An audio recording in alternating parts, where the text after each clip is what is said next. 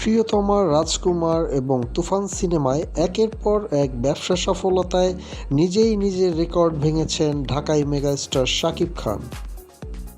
Back to back hit cinema উপহার দিয়ে শাকিব খান যখন সফলতার চূড়ায় অবস্থান করছেন, ঠিক তখনই মুক্তি পেল শাকিব খানের প্যান ইন্ডিয়ান মুভি দরদ। বাংলাদেশ ইন্ডিয়ার পাশাপাশি বিশ্বের সব নামি দামি দেশে মুক্তি পেয়েছে বিপুল সমারোহে এই দরদ সিনেমা। দরদ সিনেমার ইন্টারভিউতে এসে বেশ কিছু চাঞ্চল্যকর তথ্য দিলেন শাকিব খান নিজেই।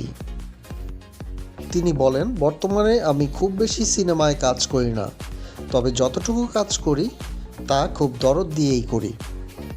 পাশাপাশি তিনি আরও জানান, যখন তিনি কোনো সিনেমা মুক্তির পরে সিনেমা হলে গিয়ে সিনেমাটি দেখতে বসেন, তখন দর্শক মহল আসলে পর্দার দিকে না তাকিয়ে তার দিকেই তাকিয়ে থাকেন। আর এর ফাঁকে যখন খুব ভালো কোনো সিন চলে যায়, তখন শাকিব খান নিজেই একটু কষ্ট পেয়ে যান যে হায়, এই সিনটা আমি কত ভালো অ্যাক্টিং করেছি, অথচ দর্শক সামনের দিকে না তাকিয়ে পিছনে আমাকে দেখছে। আরে ভাই, পিছনে কি, সামনে তো তাকাও।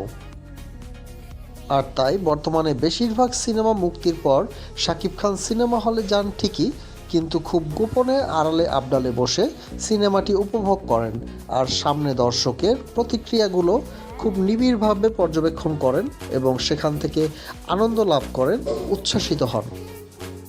তার সাথে দরদ সিনেমায় কাজ করার প্রতিক্রিয়া নিয়ে আরেক অভিনেতা ইমতু জানান, আসলে শাকিব খান অনেক বড় মাপের সুপারস্টার, তার সাথে সবাই কথা বলার সাহসও রাখে না। তিনি খুব আস্তে আস্তে কথা বলেন, কিন্তু কাজের ক্ষেত্রে খুবই মনোযোগী। একই সাথে দরদ সিনেমা নিয়ে দর্শক মহলে রয়েছে মিশ্র প্রতিক্রিয়া। তাই আর দেরি না করে চলে যান আপনার পাশের প্রেক্ষাগৃহে।